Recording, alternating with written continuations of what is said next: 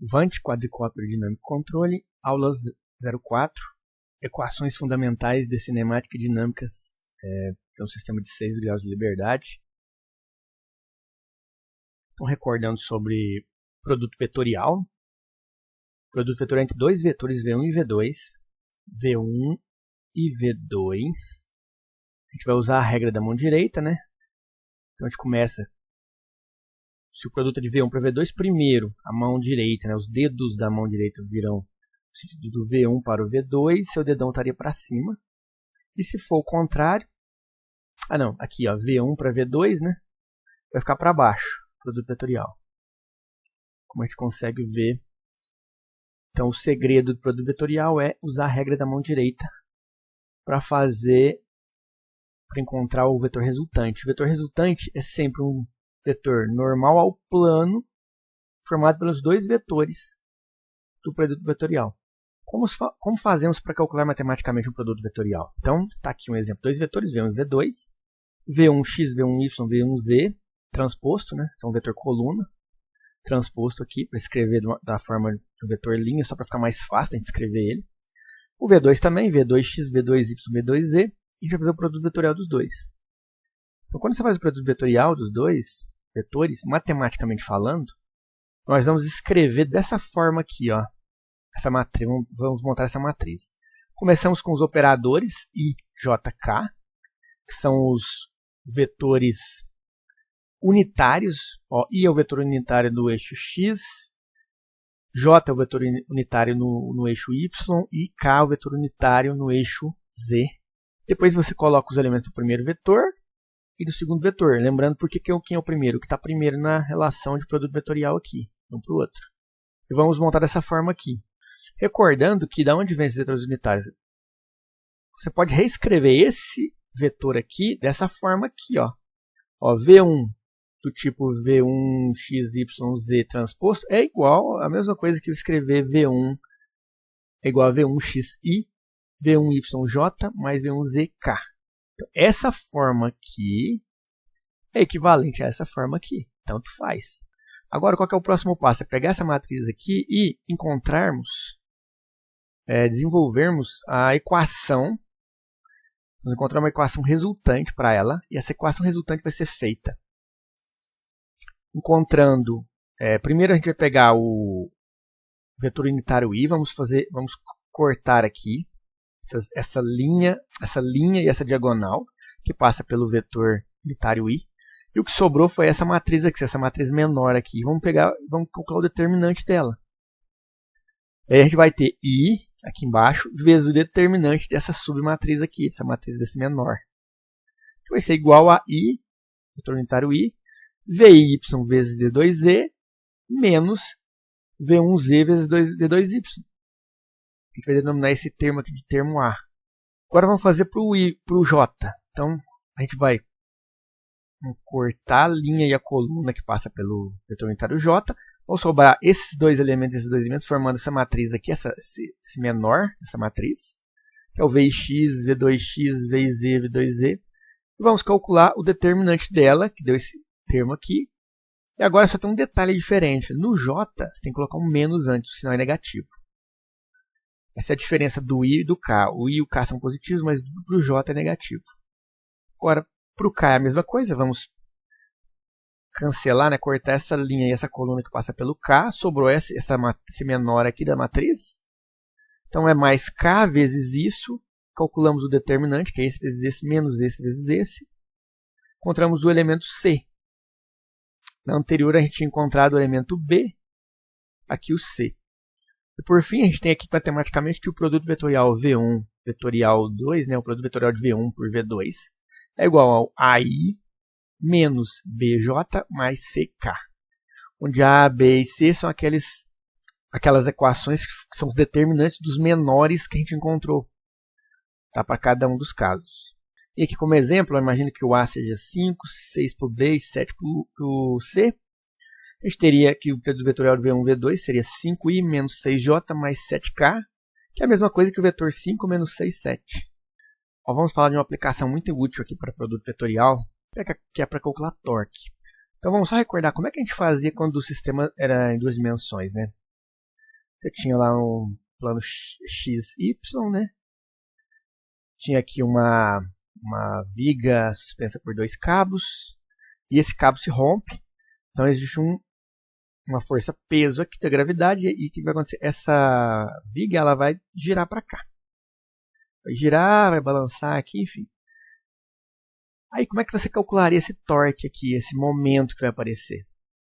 Bom, eu aprendi que torque era força vezes velocidade, vezes distância. Força vezes deslocamento, né? Vamos acostumar agora a falar que torque é igual a distância vezes força, porque a gente vai ver que vetorialmente falando, a ordem importa. Tem que ser a distância para depois o produto dela pelo produto vetorial da força. Se você inverter, o sinal vai ficar trocado. No caso do plano, no sistema em 2D, no plano XY, o torque, ó, o que vai acontecer com essa viga? Ela vai descer para cá, ela vai se deslocar no plano. E o torque, ele vai acontecer, ele é um vetor que está saindo ou entrando do papel, né? Ou ele está saindo, ou ele está entrando. Ó, sentido horário aqui, o dedão para fora, sentido anti-horário, o dedão para dentro. Então, vamos aplicar aqui, ó, a regra da mão direita, né? Você tem um deslocamento aqui, ó, o comprimento D, daqui para cá. E você tem, no caso é D sobre 2, né? Aqui a força está, estamos considerando a força lá no centro de gravidade dela, bem no meio aqui da viga. Então você vai ter esse comprimento aqui, esse deslocamento aqui, comprimento, vou chamar de D sobre 2, ou D, né? Que seja 2D aqui, que é D, e aqui a força é F. Então o torque vai ser o dedo para cá, depois para cá, o dedão está para fora, então ele está girando nesse sentido horário, igual está aqui. Força está vindo para fora do papel. Força não, desculpa, torque. Então lembra força para movimento linear, para movimento angular de giro é torque. Então o torque aqui estaria vindo para fora do papel, ou da tela, né? E é importante observar que a gente não se preocupava com a direção e sentido do torque quando a gente estava trabalhando em 2D. A gente sabia que tinha um torque aqui, pronto. Agora no 3D é importante, porque no 3D a direção desse cara pode ser qualquer uma no espaço. Tá? Pode ser qualquer, no espaço dimensional, o seu torque pode estar em qualquer direção e sentido aqui no espaço. Tá? Então, nesse caso, a gente tem que usar produto vetorial. Então nós temos o torque, que é um vetor, que o resultado dele é um vetor. A gente tem um vetor que é a distância, desculpa, entre, por exemplo, do ponto de referência, no caso a origem até o ponto que está sofrendo torque, e a força sendo aplicada naquele ponto aqui.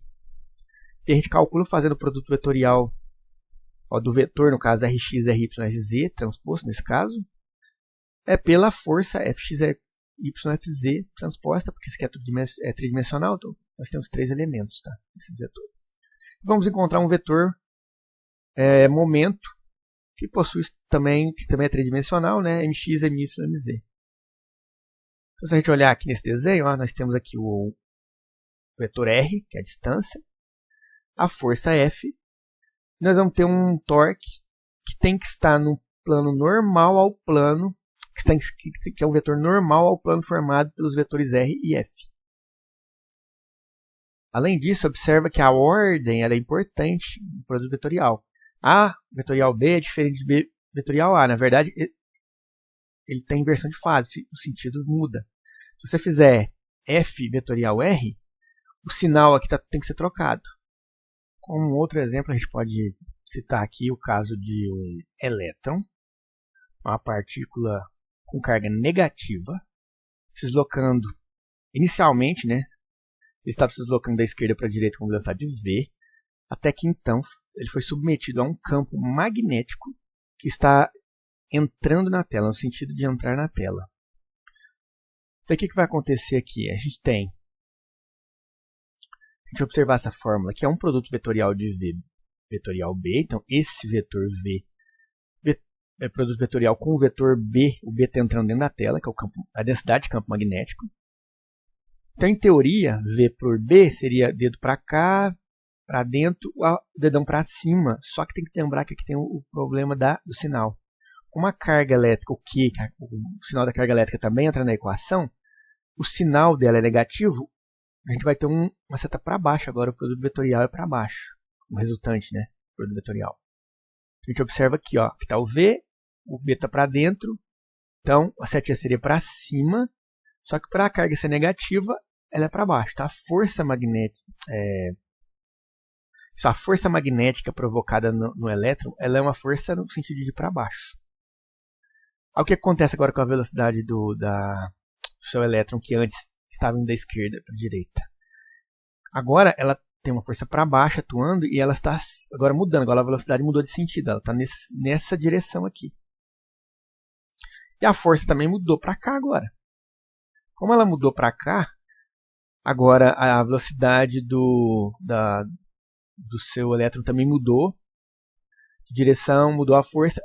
O resultado é que agora ela vai ficar fazendo isso aqui, ó. Tá vendo uma corrente circular aqui, parece uma corrente Foucault que apareceu aqui agora. Então, o seu elétron vai ficar circulando aqui dentro dessa região, né, em que você tem um campo magnético atuando sobre o elétron. Agora vamos falar de momento de inércia. Em inglês é mass moment of inertia, que seria momento de inércia de massa. Então, o momento de inércia, ó, no caso do exemplo 2D, né, vamos XY, e esse objeto está girando aqui, ele está girando no plano XY, ele está girando em torno do eixo Z, que está saindo aqui do papel, né? No caso aqui do horário, estaria saindo do papel, se o estudante horário está saindo do papel, o estudante horário está entrando do papel, usando a regrinha da mão direita. Tá? Agora a gente vai introduzir o conceito de momento de inércia, porque lembra, quando a gente falava de forças para sistemas lineares, o que se opõe à variação de velocidade de um objeto quando ele estava se deslocando linearmente? Era a massa. Então a força é igual a massa vezes a aceleração. Tá?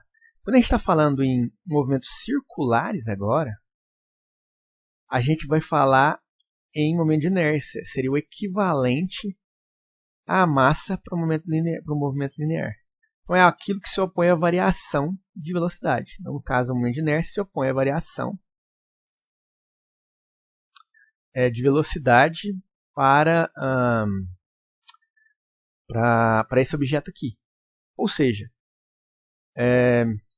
como a gente tinha que para a força era massa vezes aceleração, aqui a gente vai ter que para a torque, o momento, é igual ao momento de inércia vezes aceleração angular. Ou seja, eles são equivalentes aos conceitos. E para um sistema tridimensional, a gente vai pensar nisso em 3 eixos agora. A gente tem momentos de inércia quando ele gira no eixo X, em torno do eixo X. Momentos de inércia enquanto ele gira em torno do eixo Y. E momentos de inércia enquanto ele gira em torno do eixo Z. Tá formando o momento de inércia XX, YY e ZZ. A gente vai ver que isso aqui, que no tridimensional, é muito mais complicado que no 2D. No 2D a gente só tinha um momento de inércia, só. Aqui a gente tem 3, mas na verdade não são 3, são 9. A gente vai ver que 3 são momentos de inércia próprios. Ó. Eu tenho um momento de inércia X com relação a X, ou seja, um momento de inércia no eixo X com relação ao eixo X, mas eu posso ter um momento de inércia no eixo X com relação ao eixo Y, que estaria aqui, ó, X com relação ao eixo Y. Eu posso ter um de X com relação a Z. Então, todos esses em azul aqui, ó, verde, sei lá, que cor é essa, eles não são desejáveis. O que eu quero são só esses principais aí da diagonal principal aqui, ó. Então, essa matriz aqui, chamada de tensor, inertia tensor é tensor de inércia. Então, o tensor ele é uma matriz que captura a relação entre os momentos de inércia, né, cada um dos eixos, e o produto entre os momentos de inércia, a relação entre, por exemplo, o momento de inércia, o eixo X e o eixo Y. Isso aqui é ruim, tudo isso aqui é ruim. O ideal é que a diagonal principal seja a única coisa que a gente tem e o resto fosse zero, igual aqui. Porque isso aqui é um sistema que tem simetria. Ele é simétrico. Então, o momento de inércia no eixo X é somente o momento de inércia que eu tenho quando eu estou girando o sistema no eixo X. Então, onde é que você vai ter esses valores diferentes de zero? Quando não houver simetria na sua forma, do corpo do objeto que está sendo girado. Se ele é totalmente simétrico, isso não vai acontecer. Se ele é assimétrico, aí isso vai acontecer. Imagine que você está girando um objeto que de um lado ele é maior que do outro lado. Ou você está girando ele fora do centro de massa. Então o ponto é, você precisa tomar cuidado na hora de projetar, por exemplo, sua aeronave, para que ela seja totalmente simétrica e essa matriz tensor seja uma matriz diagonal e que todos os elementos aqui são zero, os produtos do momento de inércia sejam zero, ou o mínimo possível, para te evitar problemas futuros. Então, como a gente comentou, o momento de inércia é o produto, o momento, né? O momento ou torque, né? Ele é igual ao momento de inércia vezes a aceleração angular. E aí que está, se o sistema for diagonal, se essa matriz for diagonalizada, nós estamos desacoplando cada um dos momentos. Ó, esse momento depende apenas desse momento de inércia por essa aceleração angular P. O que é P, Q e R? São as velocidades angulares do drone no body frame. Agora, o P ponto já é a aceleração angular, no eixo X, Y e Z. Então a gente tem que o mx é igual ao ixx vezes p ponto, o yy é o iy q ponto, e assim estão desacoplados. Caso esses elementos não sejam zero, você vai ter acoplamento. Ó, o mxx, por exemplo, o mx vai depender desse termo vezes esse, mais esse termo vezes esse, mais esse termo vezes esse. Então as outras acelerações vão afetar também o momento lá no eixo, o momento x, o mx, o momento no eixo x. E o ideal é que a gente desacople todo mundo, para facilitar nosso controle da nossa aeronave. Tá? Então, nessa situação particular bonitinha, que é o que a gente deseja, que é para isso que a gente se projetam, né, os drones, para que eles tenham esse comportamento com simetria, a gente vai ter o mxx é igual a px e x, my é igual ao q ponto yy e o mzz é igual a r ponto izz. Ou seja, eu simplifiquei. Eu não tenho esses elementos aqui aparecendo aqui agora. E se o sistema for assimétrico, né, a gente vai ter todos esses elementos aparecendo. Olha como a equação ficou bem mais complexa. Então, recapitulando, a gente quer fazer o quê? A gente quer eliminar esses termos aqui. Ó. Se virarem 0, 0, 0, 0, 0, esse cara só que permanece, esse e esse. E a gente tem uma matriz diagonalizada. Ou seja, a gente está desacoplando os eixos, deixando cada eixo sendo influenciando apenas a si mesmo. Tá?